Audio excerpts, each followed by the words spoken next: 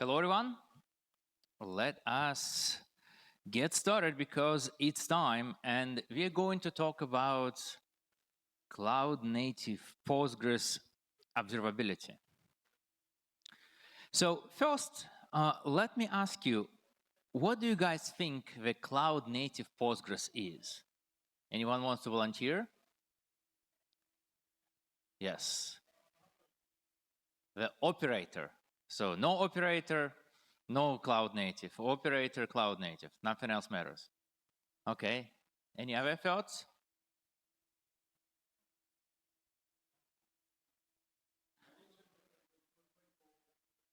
What is it again? Deployed as a code. Okay. Well, I think that's an interesting question to get a start of a conversation, because I think this is such a buzzword that we all hear, like cloud native, right? But really, I don't think it's very clear, right? And not everybody is on the same page what it is. And I think what is very interesting here is if you even go to the guys who should know what a cloud native is and the cloud native foundation, that is, they will going to give you this definition, which I don't know about you, but it doesn't make things very, very clear to me. So anyway, we will use the cloud native definition in, I think, in a very loose way, as, hey, we are looking to run the database in a way it's specifically designed for the cloud. Of course, the tricky thing with Postgres is PostgreSQL is old. And so it was designed really before the cloud was a thing, right? So we don't have a lot of those cloud native design patterns we often use with some newer database, like separation of a cloud storage and compute, serverless, right? And bunch of stuff, right? So the best we can do with Postgres, right? Well, if you're not like forking it and changing it like Neon guys did, for example, is to wrap it around with something, right? And here we have really two, I would say, like paths which you can take in a cloud native, and one of them is to really use that proprietary, so-called like a fully managed approach, right? You can also call it being the Amazon's bitch, right? Well, are we a sponsor here? Well, then probably not. So that's not how we're going to call it. But anyway, you can use those proprietary managed service definition, like managed Postgres exists on all the major cloud, on a lot of the smaller ones as well. And that is one way. Of course, it's proprietary, right? And then the other one is you can treat the cloud as a commodity and build kind of value from open source. That is where we typically use Kubernetes and operators, right, as a gentleman here figure out, because the Kubernetes is that sort of the most common unified API which exists both among the private clouds, among the public clouds. You can run it on-prem, you can even run it on your laptop, right? So it's very, very broadly available environments. Now let's talk about Postgres on Kubernetes, and we'll have a little vote here. How many of you guys think what running Postgres on Kubernetes is a good idea? Okay. What about bad idea? Okay, okay. And the rest of you think that's a terrible idea, right? The guys who didn't raise a hand, anyways. Okay. Well, I think that is interesting, right? I think if you look at all those kind of newer operating environments, right? And I remember when VMs were coming in, right? And then cloud. Often it would always be something like, oh, running databases out there, it's kind of scary, it's not reliable, right? And then years pass, and then people get used to that. And I think the Kubernetes is in that track as well. If you look at, a few years ago, people would say, oh my gosh, database on Kubernetes. Kubernetes is stateless, like for stateless application. Now we can have like what?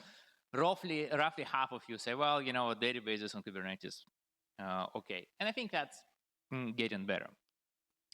So if you think about running PostgreSQL on Kubernetes, there are, I would say, 3 different paths you can take, right? One is you can just do their direct container deployment, right? You can get a Docker container, deploy it in a Kubernetes, and I think that works pretty well for your basic development environment, right? If you just need to play the thing alone, that works pretty well. It does not really give you a lot of things like availability, right? Or automate a lot of day 2 operations, and that is where you use the operators, right? That is, I think, the very good standard way for the people who understand Kubernetes to deploy Postgres, right? And there is a bunch of operators exist. I think by far the most common right now, that's cloud native PG, but then there is the solutions from Postgres, from Zalando, also Percona provides its own operator for Postgres, right, and so on and so forth. I think what is also interesting is for people, like for maybe who do not really want to deal with all that, Kubernetes environment, kind of I really define my deployment in YAML and kind of deploy it, right? I want something more similar to RDS. There are also tools as well, right? For example, the Postgres, which I mentioned here as operator, it also provides a pretty nice web interface, right, which you can use. Now, another project, which actually was a part of Percona, but now it's kind of a separate, CNCF project called Open Everest. It also provides you the GUI to deploy Postgres among the other database technologies on Kubernetes, right? So that is a way, and I think that is a very cool thing which is happening with deploying Postgres on Kubernetes. It becomes easier for all kind of users, both of those who like this infrastructure as a code approach, right, and GitOps and all this kind of jazz, right, as well as the people who prefer ClickOps and who would rather use a web interface, right, to deploy and manage the databases. Okay.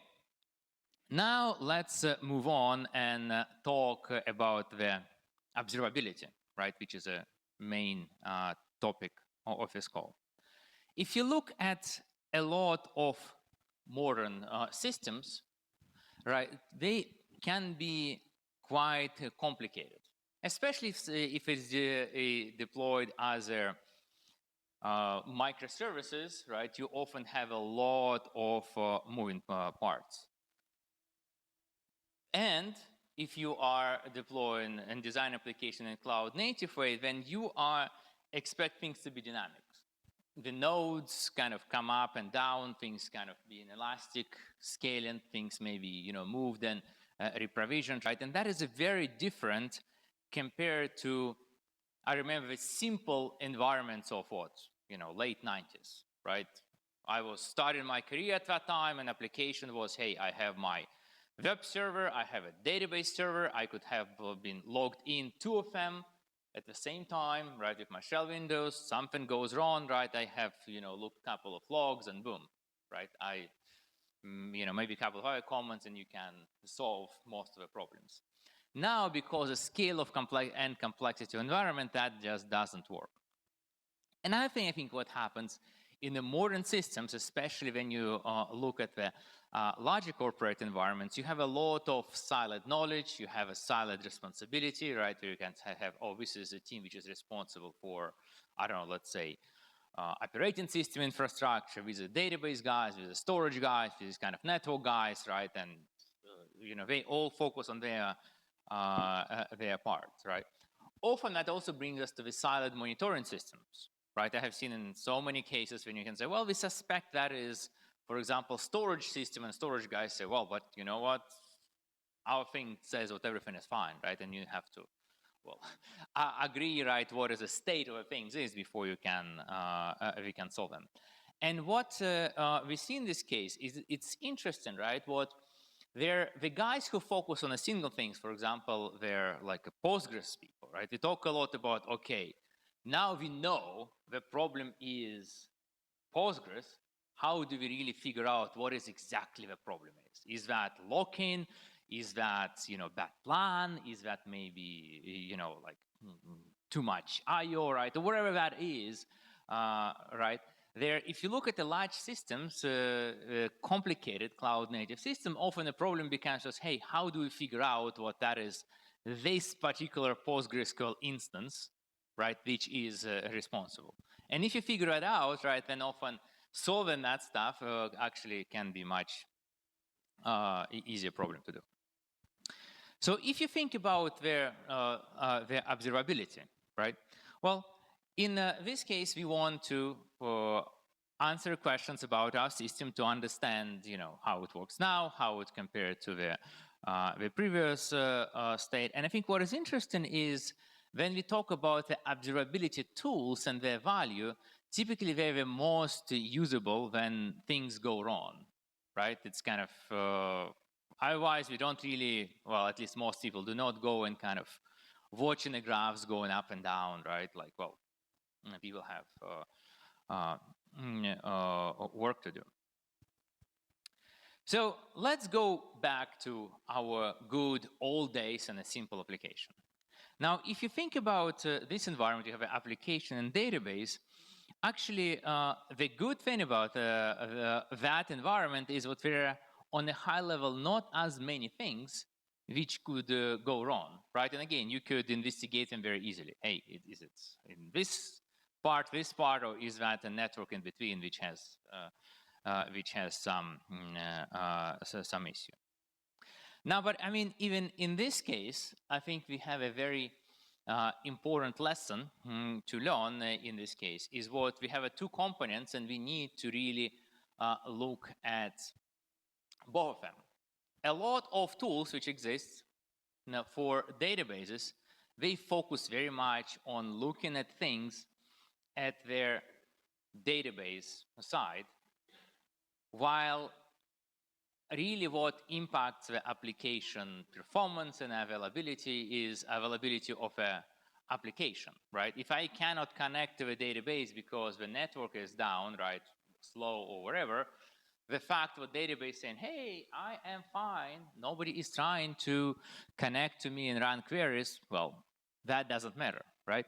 And I think that is very important here to follow this idea, right, which you heard as it relates to the business, right? The customer is always right? You need to see the things not from your eyes, but from a customer eyes. And a customer, in this case, is the application which is utilizing your database, right? So in this case, if we take this approach and we consider the database as utility service, right, then wherever we think about the service level metrics, right, response time, maybe availability, error rate, right, and so on and so forth. We need to measure that from the application side, and then measuring things in a database is also very important because often that is where we can understand more details, right? Maybe we only can see the query latency from application side, but then we can understand why that latency it is by having all those database counters,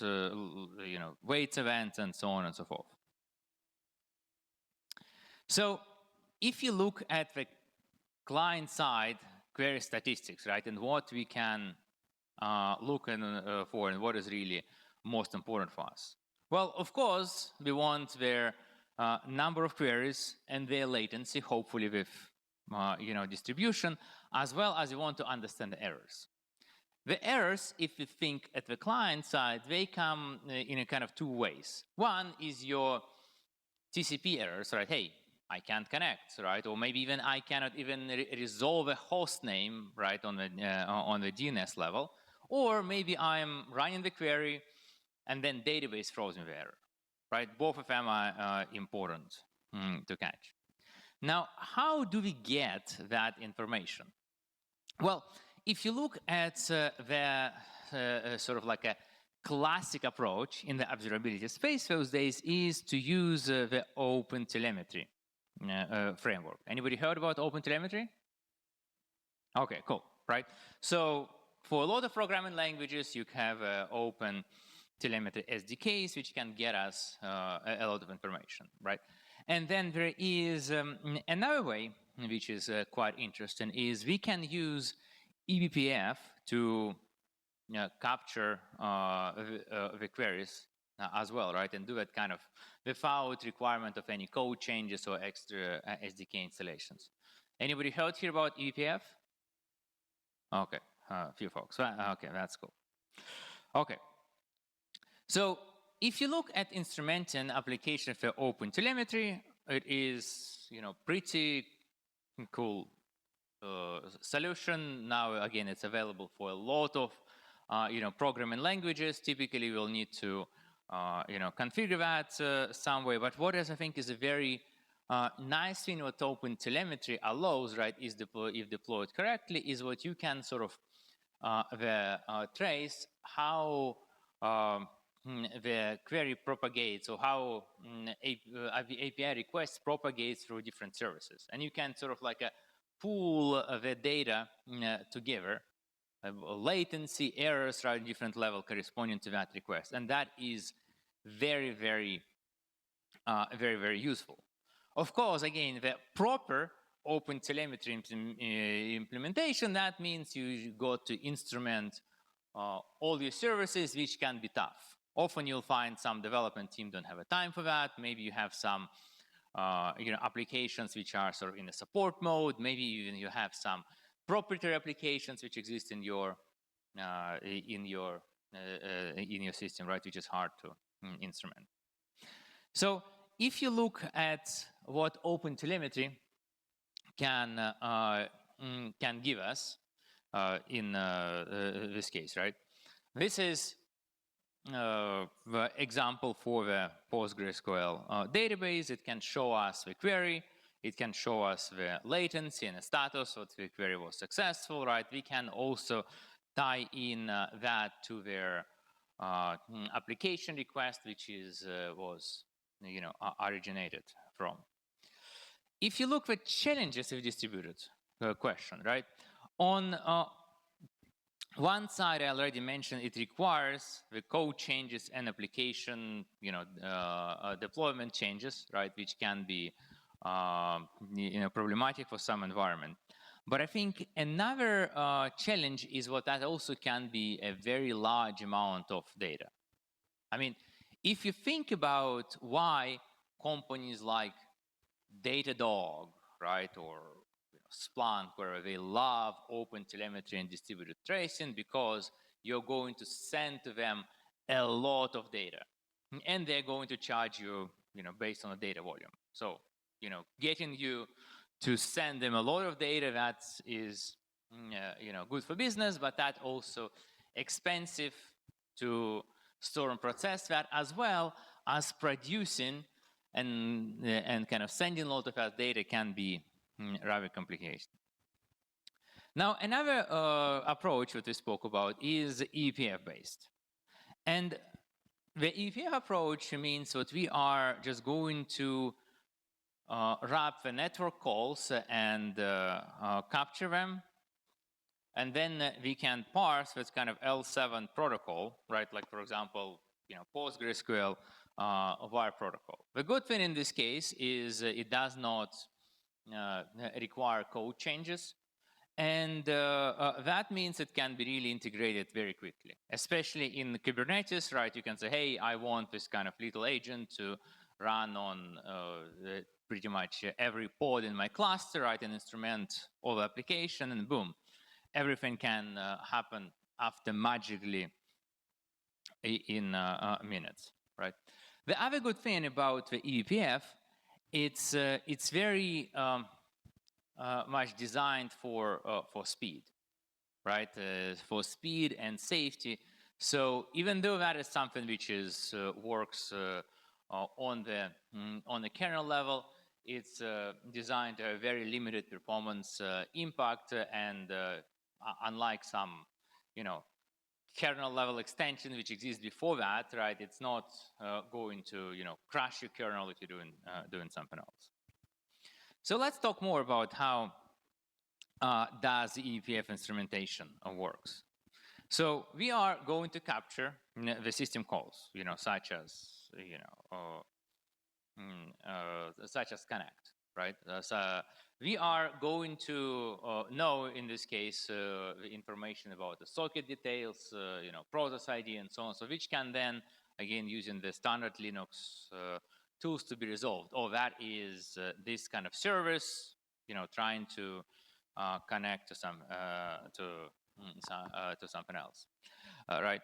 Now we can also intercept both write calls on the network levels as well as the calls in the OpenSSL and similar libraries, right? So we can get access to the query even if they're using encrypted network protocol, right? So we can do that. And then if you look at PostgreSQL protocol, at least the implementation we did in Karoot is sort of twofold. There is this the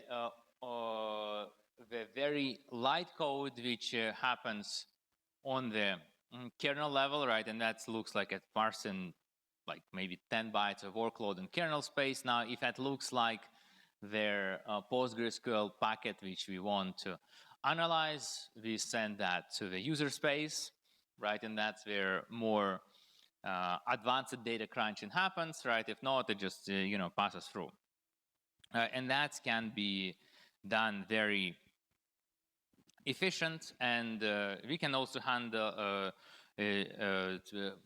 prepared statements in this case, right? Which again needs a little bit more advanced logic, right? When we can, and we also obviously need to observe application starting from the time when those prepared statements have been created. So I mentioned already the eBPF has the limited performance impact. And when I was learning about technology, it really was amazing for me how cool they designed it, right? So if you look at the eBPF, on one side it operates on the bytecode inside the kernel level, right? So there's no like direct access to the CPU instructions where you can do something, silly.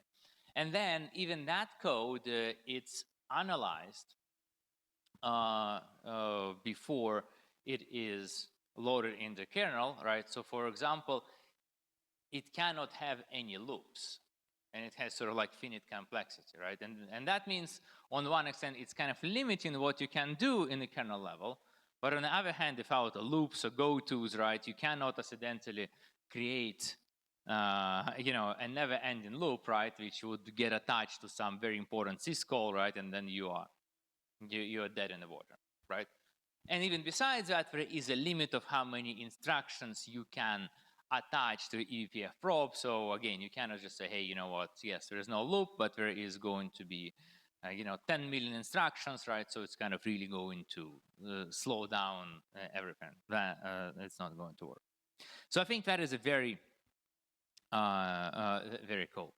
Another thing which I think is very nice is what the design consists of a kernel part where it is finite in-memory data structures, right? So for example, it could be the ring buffer, right, if you want to store the log events, which is finite in terms of a memory usage, right? So it cannot blow up.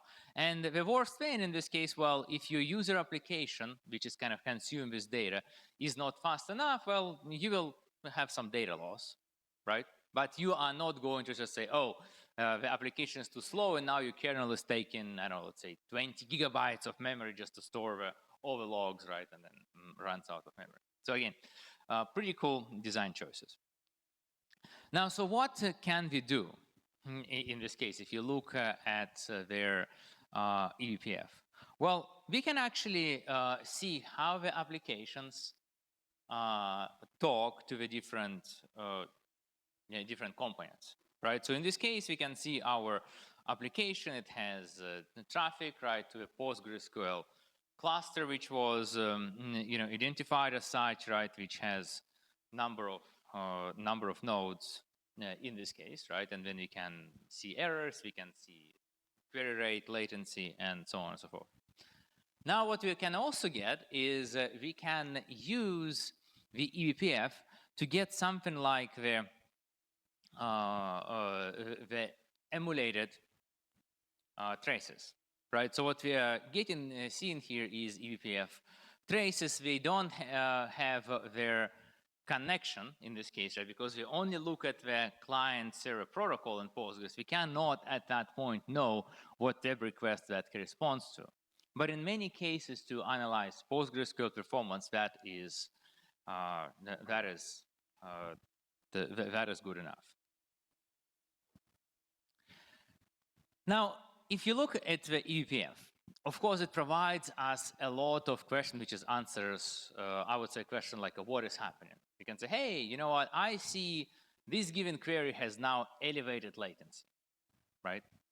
But it doesn't really answer the question of why. And I think that is where it's very valuable to both capture the information from the PostgreSQL instance as well from the client and look at those data together.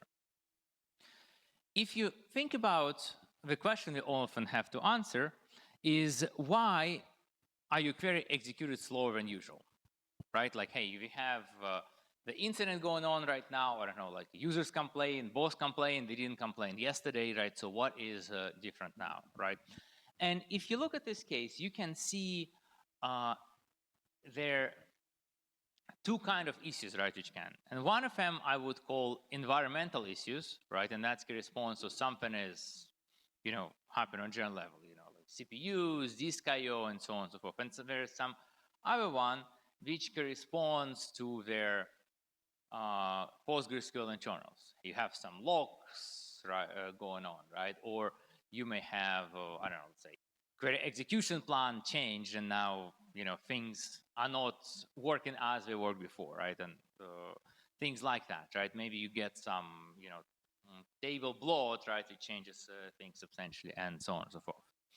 Now, if you look at the primary resource usage, what we see on the database environment, that would be related to either the CPU or IO, right? That's typically kind of one of those two are going to limit your execution.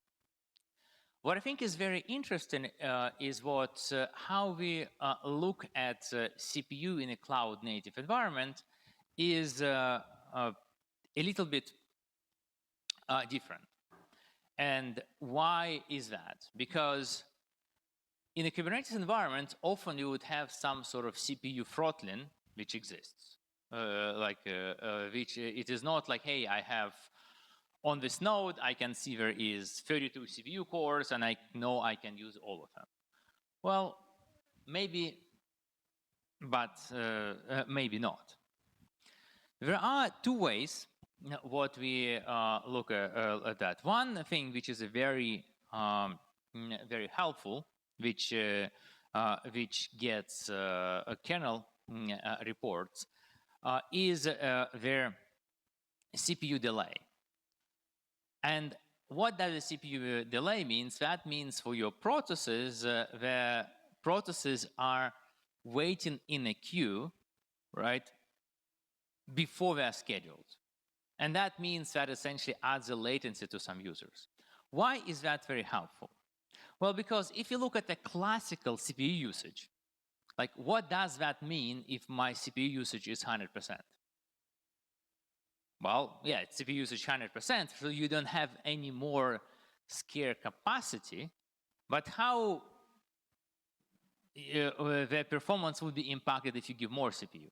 You actually don't know, right? Maybe you have a single query which kind of runs in a single process and do some processing, CPU bound, right? Like, well, it's used 100% CPU, but if you give it second CPU, it will still only use one CPU, right? You can have that cases, right? Or maybe it's kind of 100 of queries are just competing for that that CPU to run. The CPU delay gives you exactly that, how much of your performance is impacted by the delayed, kind of your query is delayed by the lack of CPU. The second thing I think which is very helpful is, which relates again like specifically to Kubernetes a lot, but actually you can have that in other containerized environments as well, is a CPU throttling, right? That is when you can say, hey, I have configured this this container, right, this pod, not to use more than X amount of CPU, and if it tries to use more CPU, it's getting throttled, right? So those two metrics, kind of delayed and CPU throttling, helps us to understand when we are running out of a CPU, right? And well, of course, we can also look at their CPU usage. That's kind of a very common, very usable as well. Now, I think what is interesting in this case is what we also often in database environment would want to look at their CPU usage by queries. And there is kind of not specific value, right, which provides that, like without an additional extensions, but you often can estimate that if you look at the queries, information about, query execution time, minus log time, minus kind of IO wait time, right? That gives you roughly the CPU time. Again, it's not perfect, and especially again minding that kind of CPU delay, right? What it's maybe actually waiting on a CPU, but it's in many cases together with a CPU weight analysis that can give you very good perspective about what's going on. Then let's talk a little bit about their queries. So pgstat statement. Anybody guys use this still? Okay, a lot of hands, right? Very common. One thing about their pgstat statement is it gives us stats about the finished queries, right? So if we have a very, very bad query which has been running for several hours, right, and this will continue run for several hours more, right, it will not be in a stat statements until it's completed, right? And of course that's kind of exceptional environment example, right? But there is another tool in Postgres, right, which is called pgstat activity, which shows you the queries which are running now, right? But of course it doesn't have any history. And I think this is like a pretty cool thing which the Karu does. And again, it exposes that in its agent, which you can use like even kind of standalone without the rest of a GUI and whatever, right? Is connecting those two items together, right? So it can say, hey, you know what, if I'm looking at what has been happening for this period, I not only am going to look at queries which completed at that point in time, which is what a lot of tools do, right? But it will look at the queries which have been completed by that time, as well as queries which are running, right? Which gives you a lot better better observability. So with that, now let's go look at a couple of examples what we can see here. So if you look at their graph, right, and you would see their increase in CPU, right? We can refer that as a CPU anomaly, right? Then if you look at the same time at the queries which are running, right, you would often see the corresponding impact, right? So looking at those two pieces or information, right, can be often resolved again at looking at a very limited amount of data points. Now let's look about at the IO. So if you think about the I/O, it's kind of interesting from CPU, right? Where in case of CPU, we have this very nice, limited, and very clear limited resource. If I have a 32 CPU cores and I have, for example, no restrictions, I know that's amount of that available to me. I/O devices, especially the cloud I/O devices, are really not knowable, right? Like you have some block device, like what exactly underneath, how latency is going to evolve, right? Depending on the load you have, and so on and so forth, right? It's not there, but what we can is we can mention what we care about as a consumer of that storage system, right? We can look at the I/O latency, and what it finds very helpful is to look at that in a comparison to historic, as well as about what you should expect from device type that you're using. If the latency is very far off from what you should expect or elevated compared to your average, right, then you are probably oversaturating your storage, right? Like I think about a very simple example. If you go back to our simple era of spinning drives, right, it could only handle one request at the same time, right? If it's not overloaded, it would be maybe, like a 5-10 milliseconds response, right? If you now have 100 requests coming at the same time, you'll have to spend a lot of time in a queue, right? And you'll have those requests taken, 100 milliseconds, 1,000 milliseconds, whatever. The same happens right now, right? It's just we don't know how many execution units are beyond the complicated storage and whatever. Then often we can look at their I/O utilization. This is something that I would say is a metric which is very often abused, where people say, well, my utilization, I utilization is 100%. Well, what does that mean? Right? Well, that means that there was at least one outstanding request 100% of the time, but you know what? Maybe you still can handle much more load, right? Because there is a lot of parallel capacity behind that, right? So when I talk about the I/O utilization, I would show that mainly as a warning sign, right? That is kind of really saying, oh my gosh, it's close to 100%, it's bad. That is not a good idea. Looking at the actual latencies you're getting from your I/O request to understand if you're overloading your I/O storage is much better.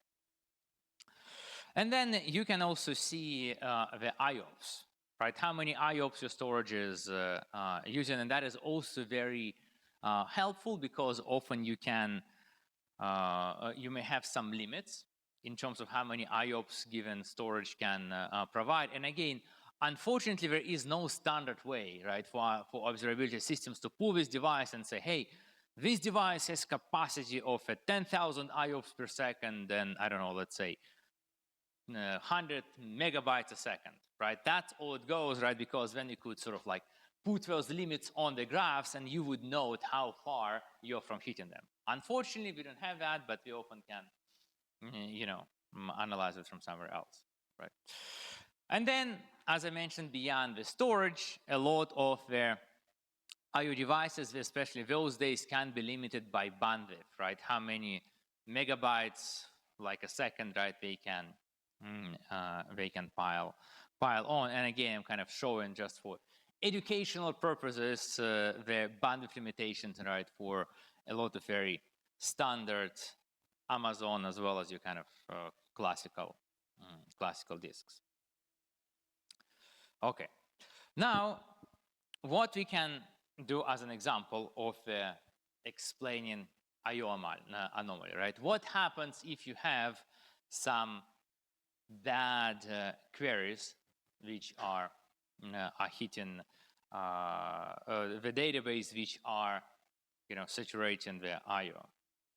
So what you will see in this case is often a lot of I/O related things are going to spike in concurrency. You have more IOPS, of course you have more bandwidth. If you are overloading your storage, in many cases you will have your latency spike, right, and so on and so forth, right? Again, if you correlate that to the information about the queries, right, you often would see what kind of queries, like in this case, we can see that blue queries have a spike at that time, right, and that often can be shown as responsible. Again, that is pretty basic on that stuff, but it's surprisingly how large portion of problems it can do. Okay, now let's talk about the AI. So, how many of you guys are using AI for troubleshooting? Okay, and how was your experience?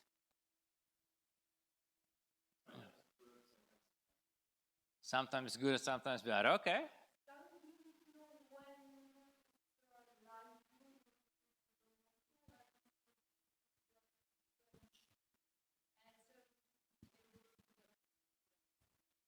Yeah. Well, that makes sense. Well, if you look at our experience, right, I think it's interesting is what you will see there. Kind of wisdom of AI can be limited by information has access to. Right? Like, for example, if you're having the AI and can say, hey guys, take a look at this kind of PostgreSQL instance. Here it goes on, right? I installed some MCP, driver. You can query wherever you want, right? In this case, the challenge, of course, in this case is a PostgreSQL on its own doesn't store any kind of historical data, right? So it wouldn't just say, hey, well, you know what? Things today are different from things yesterday, or even 5 minutes ago, right? Like in this case, and I think that is an important piece. Is what you want to make sure what it has the appropriate context, and then your information would be it can be very very helpful. Now, what I think is interesting if you look at AI is what even relatively simple tools right now, they can be pretty awesome in terms of what it has. So in this case, we are having what, like a little test case saying, hey, what if we run some, alter table statement, lock-in alter table statement together with some, normal OLTP load, right, and see what's going on.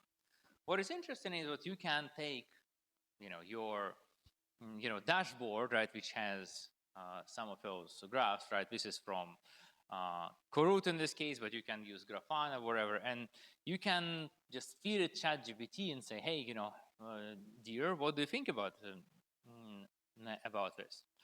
And I think what is very interesting is what it can actually provide the pretty good the analysis, right, from this image. And I would say, like, for many people trying that first time, it's like, wow, that is kind of surprisingly good, right? And I think what was interesting in this case, right, it also gives you some pretty advanced DBA kind of black magic, right? Oh, what if I cannot afford to have that blocking alter table done for a long time, right? Changing a column type. Maybe, well, you can use the check constraints instead of stuff like that, right? So it's, again, it's interesting what the modern LLMs, they know this stuff. As well as the lady pointed out here is you want to make sure you are verifying all that advice. And I think, well, I remember even like before LLMs were a thing, right? That was one of the very dangerous people, right? Is those very kind of prolific Googlers, DBAs, right? They can say, oh, I can just Google and here's a solution, copy paste that in production, and sometimes works, sometimes doesn't, right? You you really need to know, right? Because people said stupid shit on the internet for a long time, right? And now LLMs, I mean, they don't really have an ability to differentiate the stupid shit from not so stupid shit. Okay. Oh, he really wants me to get out of here. Okay. So now, if you look at Kahoot, we also had this now integrated in the root cause analysis feature, right? Where I think it can work even better, because what we can do at this point is behind the scenes feed much more context, right? We can say, hey guys, we actually understand how different services related to each other, and if there is, I don't say, let's say, latency issues, right, or errors on the front of application, how it really depends on everything, right? I think so. So that is context, right, or dependencies. That is another stuff, right, where you often need to work with. Okay, so to finish up here, kind of some general observability advice and kind of specific to database as well. What I think it's very important with observability, right, is to make sure what is your relevant environment, you have a complete observability without a blind spot, right? Because if you only have, 75% of your system covered, right, well, it's kind of not very good to be not able to see if a problem sign that remaining 25%, right? Identifying the components you experience the issue is very important, because again, there is a lot of very good specific tools, for Postgres, for storage, for network, right? So finding where the problem is very important. I think it's also important to use the skill appropriate tools, right? You would find there are some tools that are so advanced, so complicated, where some developers which don't spend all their time with databases for many years, they can say, what the hell is that? Or there's like hundreds of graphs showing us thousands of metrics, but I have no clue, right? Give me the clear thing what to do. And then the last thing I also would mention with AI, I think, as you guys mentioned, there is a lot of AI tools which can be very useful for help us to diagnose a problem. In many cases, it can be very helpful to give us advice as well. But I think two things apply. One is what garbage in, garbage out, right? You need to make sure you provide AI with the right data and ask it the right questions. And the second thing is also you may want to, I'm not even sure if it's trust by verify or mistrust and verify, but you want to ensure the verify part is out there. And that's all I have, and happy to answer questions if there's any.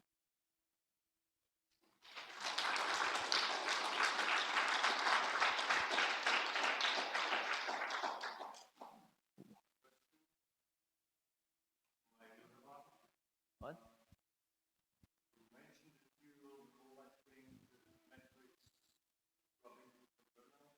Yeah.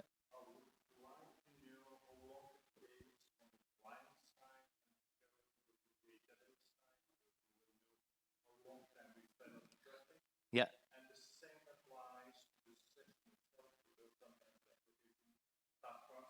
Mm-hmm.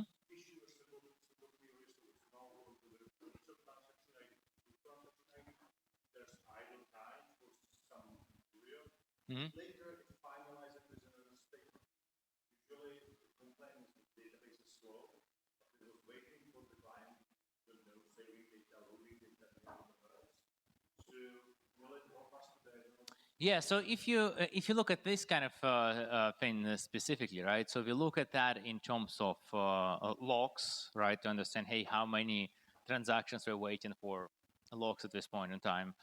And yes, the second thing what you mentioned with in terms of network, by looking at the same queries, right? Both from the capture from the client side as well as on a database side, you can look at the network impact, which is a very, very good data point. Okay, thank you.